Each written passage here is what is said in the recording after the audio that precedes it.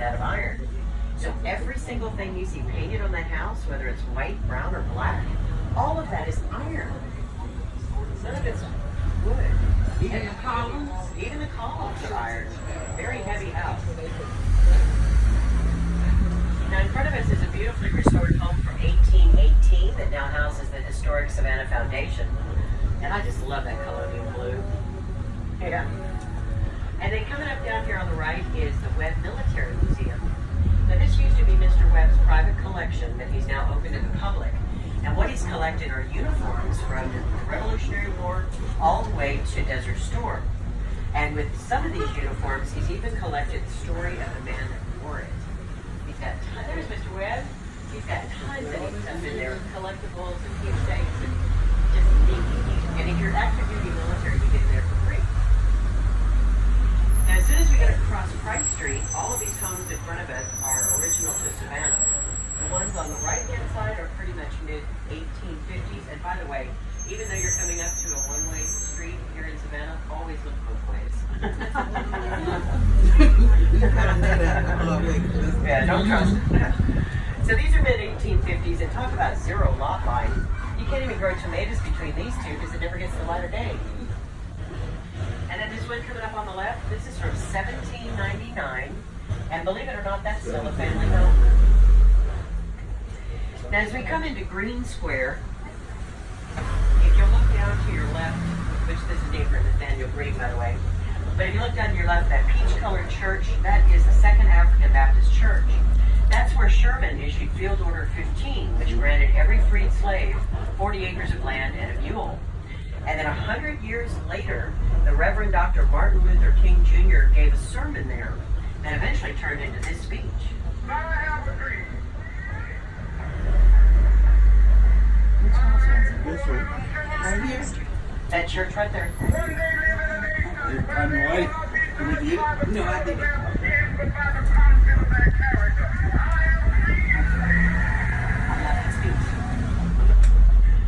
Of course, that was a recording of the speech he gave in Washington, D.C., but my point was, before he gave that speech there, he gave it as a sermon in that church. Yeah.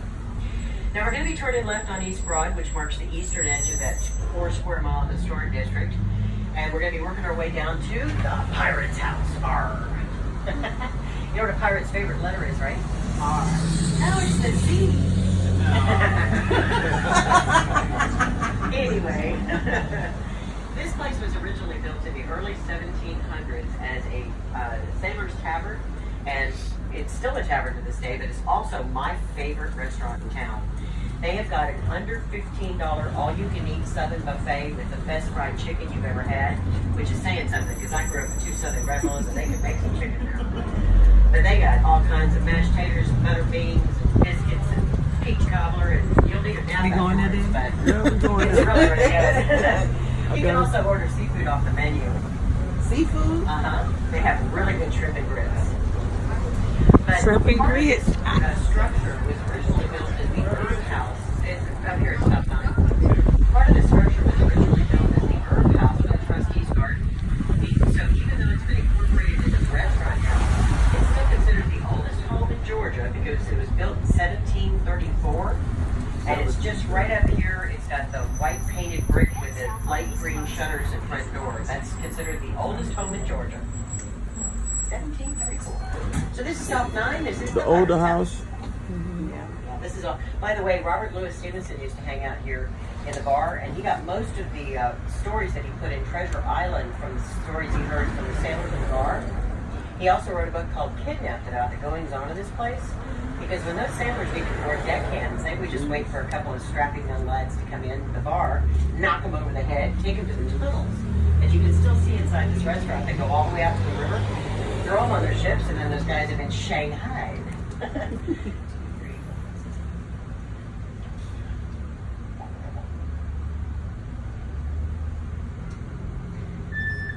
She's on the phone.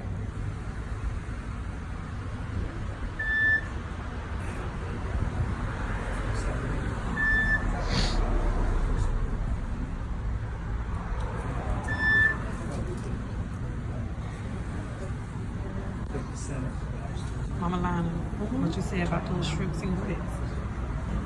Say Yes. Stop sign code 26. Yes.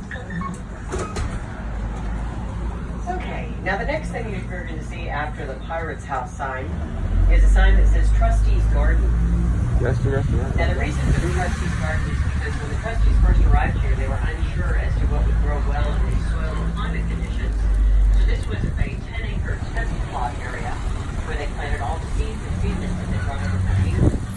And even though overall it was considered a miserable failure because 98% of what they planted couldn't handle the extreme climate and died, this is where the original stalks of peaches and cotton came from that are now planted all over Georgia. That harbor light over there to the left, that predates the Revolutionary War. During the war, the British had sunk a bunch of ships in the middle of the Savanna River in an attempt to keep the French from coming in here and reinforcing us.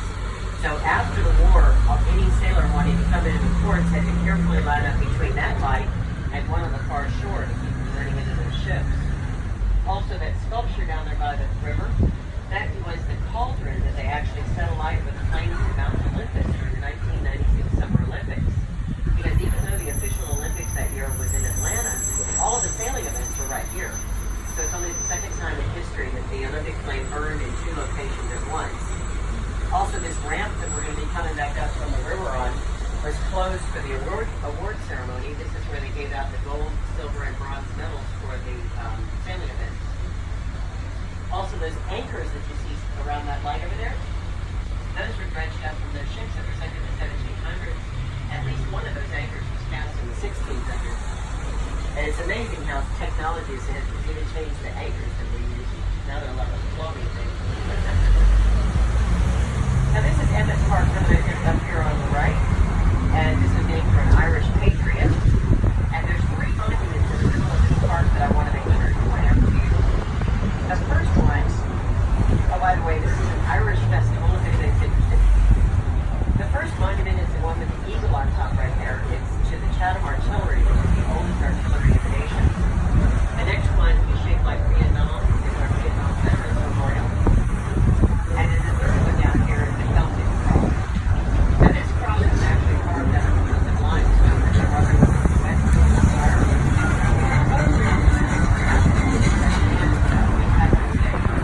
They have the second largest St. Patrick's Day celebration in the nation, second only to New York City.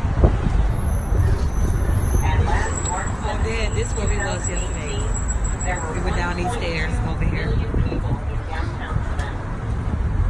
Yeah, you don't want to be here next Saturday. Just saying. Oh, next Saturday. Next Saturday. Next Saturday. Next Saturday. St. Patrick's Day is on the 17th, but it falls on a Sunday this year.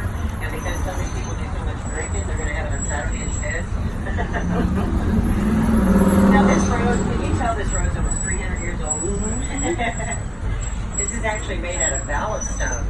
As they were loading cotton on the ships, they'd be unloading the ballast, and so the city made creative use of it. But as that cotton was coming down here to be loaded on the ships, first it would have to be graded, and then it would have to be bid on. So as we come into this next intersection, if you look either left or right, you'll notice a bunch of raised walkways. Yeah, right there. These are called factors walks. And as the cotton came down, there'd be two men on top of each one of these. One would be grading the cotton, and the other would be bidding on it. And if you've ever heard the expression fair to Midland, that's still to this day how they grade cotton. Yep, fair is the best, and Midland is It's pretty good. Now in front of us is the Savannah River. It is 400 feet wide, but when Oglethorpe first arrived, it was only 12 feet deep. We have since dredged it out to 32 feet deep, so we can now take 98% of the world's cargo ships into our ports back over there. By the way, that's a big car carrier, that orange and white ship over there.